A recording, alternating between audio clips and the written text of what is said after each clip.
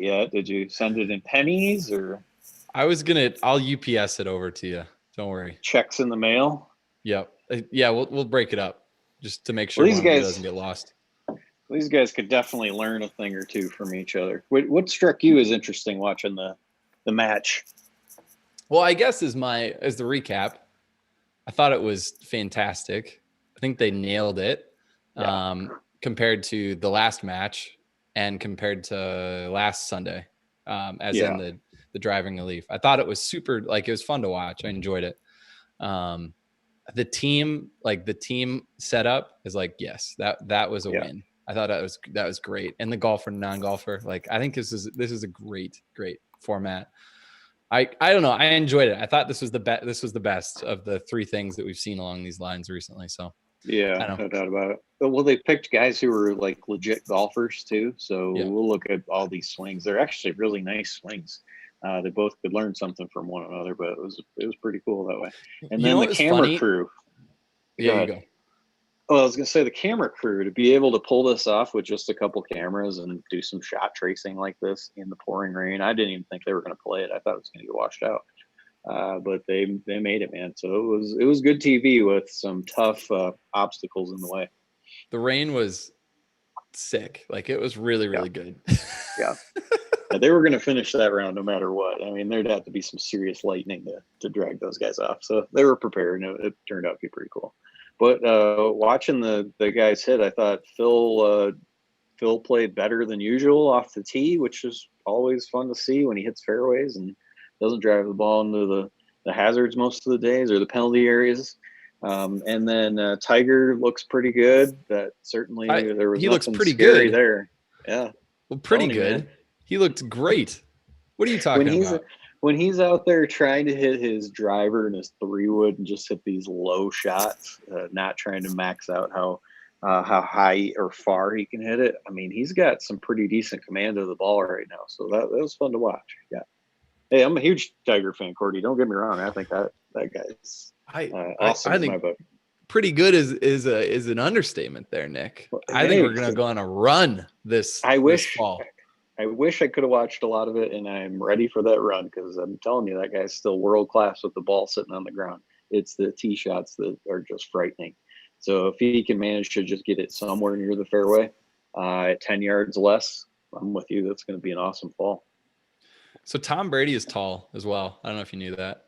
He's a big boy, isn't he? Yeah. It was fun. Him and Phil standing next to each other. And you see like their height gap. Like, oh, I never actually realized that. That's interesting. You know, these quarterbacks are big guys for sure. What struck you as interesting in how these two played? Well, neither of them lacked any control, or they lacked control off the tee. Like, pretty completely, right? Right. And I think like I definitely relate though. Like, do you know those times? Like, I think back to like certain rounds. Like, I've played with tour pros or whatnot. Like, these rounds are like you would like to like. I kind of hope that I can hit the ball around. You know, like rounds like that. And sometimes you're like, it feels like I've never played before. Like I haven't hit a driver before. I'm pretty sure. So it's like, I definitely be nerve-wracking for these guys. Yeah, it's not comfortable. This isn't their jam. You could tell Tom Brady didn't feel real good about this leading up on social media all week. He was talking about how bad he was playing. But here's this screenshot. This is how they hit the ball in general. I don't think these are really outliers. And Brady's hitting a 3-wood, and Manning's got a driver in his hand, and Brady's using a 3-wood. It's going to spin more for him, helps him manage the slice that he hits on almost every shot. But these guys could learn something from one another, and I'm still saying the same thing. They are really good. There was nothing in here that made me think these guys couldn't play golf. So two things. I want to hear what you think Tom Brady needs to do to stop slicing it every time. Two, what is the impact of having? Does he have 4 fused vertebrae or something that Peyton does? Like, what does that do to his golf swing?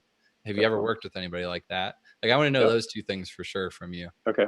All right. Let's do that first. So how about we start with Peyton then, since that came up. I can tell you can see my screen here. Yep. And let's look at a little bit of what he's got. So this is the shot into 18. I don't think you watched it all the way. First thing to notice here with Peyton, from the best views I could get anyway, are the amount that he's got his hands turned on the club You can see how his left hand is turned to his right quite a bit, and the same thing for his right hand. Both of those are turned to the right a lot. I think a lot of people call that just a strong grip. I'd just tell you that both of them are turned on the shaft away from the target quite a bit. So he's cranking it over towards the target. is. He sure is. So let's let me see if I can get off of this mouse piece now. Which is closing the club face. It makes it easier to draw from a strong grip position. Right at address, yeah. I've got a good down the line swing here of what he does after that. So forget those lines and arrows that are there. Check out the backswing. He does a really good job in the backswing of moving his hands in behind him, where his hand path at this point in time is basically over the edge of his belt buckle. But his knee flex hasn't changed very much on the backswing. So going a little further, he's got the depth of his left arm is really good, and the face angle itself is very closed.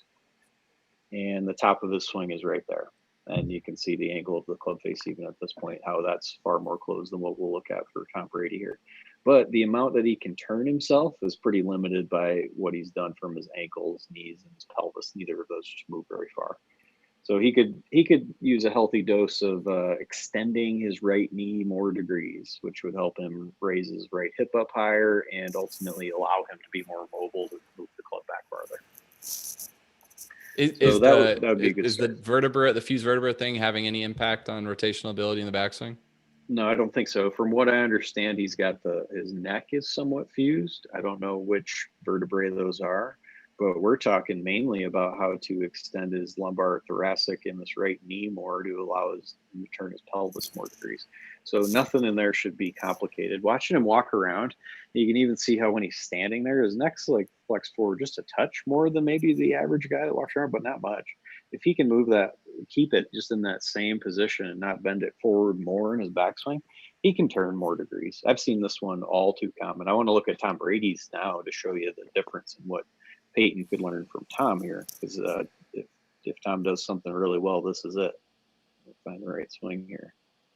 I'm throwing these together quickly. Okay, so check out this one from Brady, who, as you mentioned before, he hit every shot into the right trees, but had what looks like an awesome swing. So let's do the top of his swing. You might notice how much straighter his right leg great, is. right? Like he looks like an athlete. Other than the glaring deficiency of how much more open his club face is to the swing direction or to the path, or however you want to talk about that at this point in time, he almost has his club face turned 90 degrees less closed at this point than Peyton Manning did in that same. It's fine. Swing. He can save it. Don't worry about it. He'll figure it out. So he's trying to do on the bottom of the swing is slow down the butt end of the club enough where he can twist the club fast enough and square the face up. But looking at his left wrist, it's relatively flat. It's not very extended or it's not flexed either. Mm-hmm. So in his grip, he has both of his hands turned tremendously to the left, probably close to 90 degrees different than how Peyton Manning had it. So while that looks awesome, and that really is very textbook, if you just told him how to close the club face and how to put his hands differently on the club, that downswing when the shaft's parallel to the ground here is really nice. When he hits, unfortunately, he's trying to do everything he can to close the club face here, and he's got a flexed right wrist and a lot of roll coming through the shot. So he does struggle with how to hit these things straight, and I'd probably tell him this will be a 5-minute golf lesson. Let me show you how the ball flies with this fancy little understanding of how the club face controls the initial starting direction of the ball, and then the path to face relationship dictates the curve, and how he violates that face to path relationship on every one of those shots that he hits to the right. Wouldn't be very long. I've done that hundreds of times, and he probably wouldn't have to change his swing very much, and he'd be curving these shots like we saw out of Peyton Manning. You sound pretty confident about that. These are the things like keep going. I'm ready. No, it's okay. I'll stop there. You carry on. Well, where it's different is like I have plenty of confidence because I already know what's going to happen before we even start because I've done it so many times. So that's where we keep hearing TV commentators talking about how easily they could fix a PGA Tour player in just a few minutes, but they've never done it one time. I feel like I've done this so many times that's like an easy one. And Tom Brady, that because of how you've talked about his swing, looks really nice, and there isn't much that looks strange. It won't take very long. But when you're trying to play golf, if you went out your next round of golf take your left hand and turn it 45 degrees to the left when you hold it and go play golf like that. It's not quite as simple. And he's just chosen a harder way to play. And Peyton he's pretty good at curving all the shots right to left, like that big draw we saw with the driver. But it does look like he smashes a few of them off the heel of the club, and he hit a couple of push cuts that didn't look very good. But I didn't see too many of his drivers. But most of his swing is pretty good, other than he could, in spite of his physical limitations of 100 years of playing awesome football, can still turn more degrees and hit it farther. But he was smashing it out there fine. I'm a big fan of how Peyton hits it, and that's the first time I'd ever watched him hit. Hey, producer John, just an idea for tomorrow's show. Could we get Tom Brady to Denver with Nick? That'd be great. Just want to throw that out there, an idea for tomorrow's show. And since you're there, John, a quick email to Peyton would be fine. But let's get that set up for tomorrow's show. That'd be great.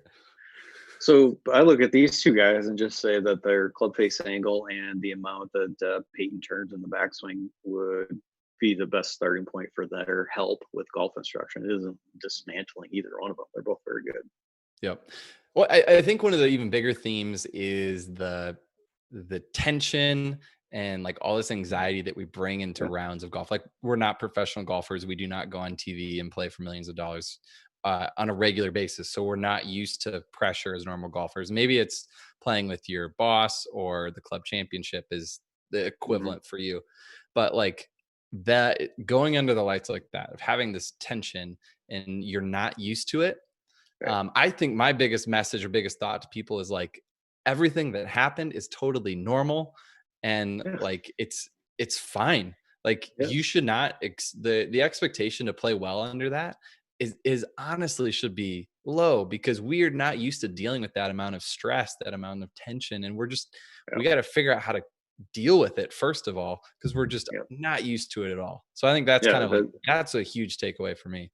Yeah, that's a great take. And then for people at home who want to play better under pressure, the first strategy I would tell you to do is learn how to curve the ball one way very predictably. Like that's where I feel like Peyton struggles.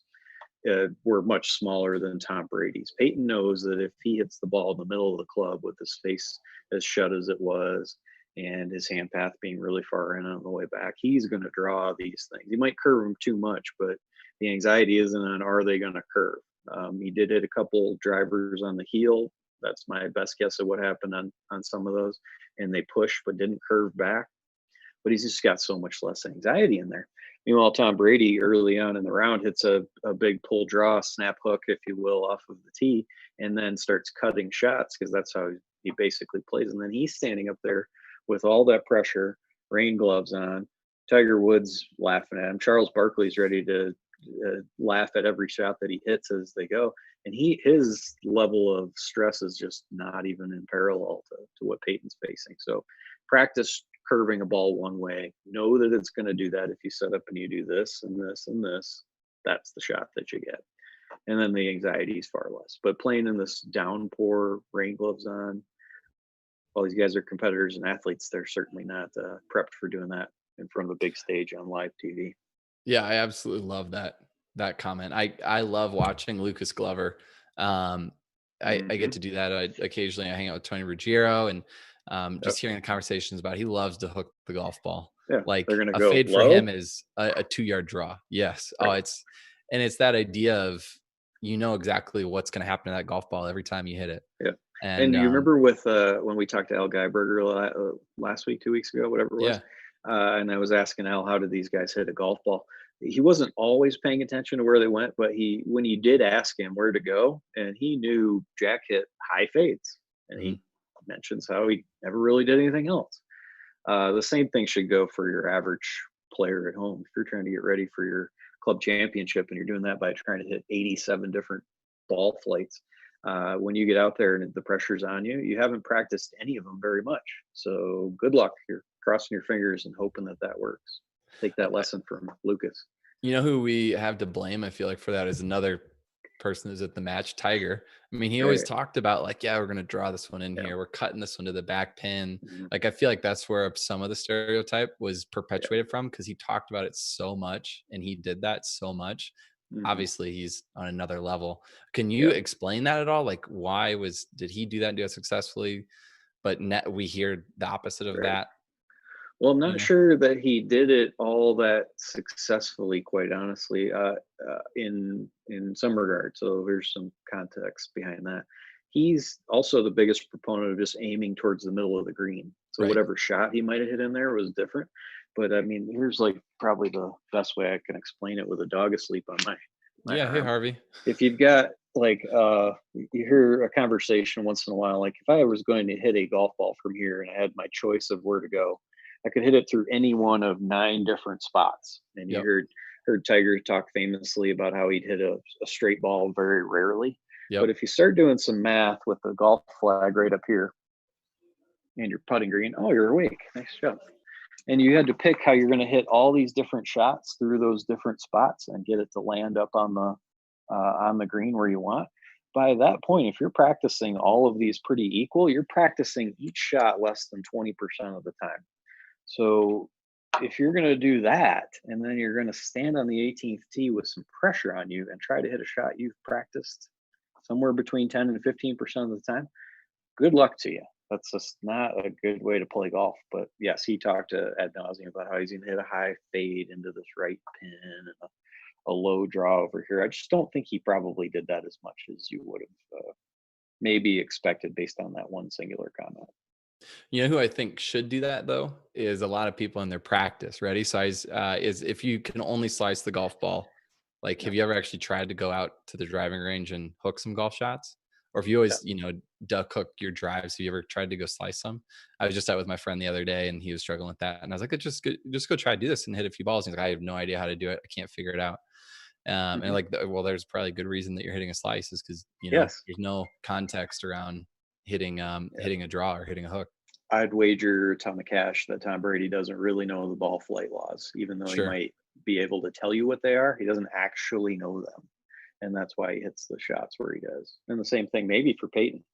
I would guess that he probably does after he's learned this for a little while and shown how much he's curving those balls, but maybe not. And why don't you, if someone's hanging out, why don't you give us a 30-second explanation of that? Because I think there's probably someone asking. Sure. You got your club face, and then that's where you're going to hit the golf ball. It's shaped all different degrees and aimed in different directions all over the face. But assuming you hit this thing in the middle of the club, it's far easier to talk about where the ball is going to start by just thinking of that. It's going to start wherever this face is pointed. So if I'm aiming straight ahead at you and I open the face this way, the ball goes over here to start. Doesn't mean it's going to end over there. It's going to curve. It just means that's where it starts. And the same thing, if I have the face aimed this way, it goes that direction. Straight, and it starts straight. The next variable, though, is the face angle itself relative to the direction I move the club. So that is going to help dictate which type of how you're going to tilt the spin axis of the ball and ultimately curve it. So like Peyton Manning, for example, he's hitting all these draws. When Peyton's hitting this shot, he's swinging with the club face aimed to the right, even though it's very closed at the top of the swing. But the path of his club is going more to the right. So he imparts this little curve that goes right back to the middle of the screen most of the time. For those of you who slice, you're aiming the face in some particular direction, but always swinging the path of the club out to end this way too much. And then the ball's always peeling off to the right, which is maybe harder to articulate on my Zoom screen, but we have tons of content on that, Cordy, including I think it's a 6 or 7 or 8 part series on how to stop slicing your driver forever that you can find on GOLFTEC someplace I think it's on our YouTube page for sure, but we'll put that here. Let's link up those ball flight laws below. I think that'd be a good link in the comment for folks. And even in there, I took someone who doesn't draw the ball and showed her how to draw a ball on one swing. So it's not just here's how it works and then you're done, go figure it out. We'll actually put it into practice and make someone do it, because that's the real skill. It's different than just talking about it. Yep. Totally. Last takeaway is I'm glad that I don't live in Florida anymore and have to play Florida golf with swamps on all sides of me, because that looks difficult. I'm thankful for that.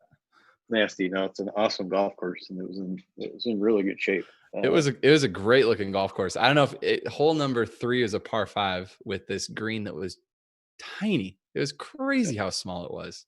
It was crazy. Got to make those things tough, man. You're ripping a 3-wood into that tiny little green, it'll make you think twice. So it's a little tougher hole that way. That they do. Who do you want on the next match if they do this again with the teams? Who do you want to see on there? So you do you pick the professional players. I want to see Bill Murray play. Oh no. Bill Murray maybe against Lewis Black. That could be an interesting. Oh my goodness. Duo right there. Oh boy. I know Lewis Black plays. I know Bill Murray plays golf. Can we get you in to do lessons at the range before the tee off? How about that as a segment? No, that could be interesting. I don't think I'd want to do much, but just tell some stories. Tell Bill Murray how much I liked him in Garfield, and Lewis Black. I ran into him in Canada at a PGA Tour event. Like, I don't know, it was like 10 or 11 o'clock at night, and he was doing a show up there just randomly. So we got to hang out and talk about the world for a little bit. That guy's got some perspective on life for sure. Absolutely. Well, cool, man. This is great. It was good to break down those swings. Learned a little bit. We enjoyed the match. When's the next tournament coming up? We don't have anything this Sunday, right? I don't think so, but you're probably keeping a closer eye on that one than me. I am. We got Colonial as the first one. That's right. So that's coming up soon in June. Yeah. Well, that'll be fun to talk about that one for sure. Hopefully, I'm looking forward to. I mean, I just need more armchair expert sessions so I can just get comfortable and sit in my nice chair here more often. It's kind of what I'm looking forward to. Well, what are we going to do tomorrow? Have we even talked about tomorrow? I don't think we have. We're going to get Tom Brady and Peyton on tomorrow. Oh, that's right, John. Producer John has got that one. He's got it dialed up. I'm sure it's done already. Well, Nick, this was good. Thanks for breaking that down for us. What those guys could do a little bit. And we'll be back here tomorrow. Folks want to hang out with us again. Okay. See you, Cordy.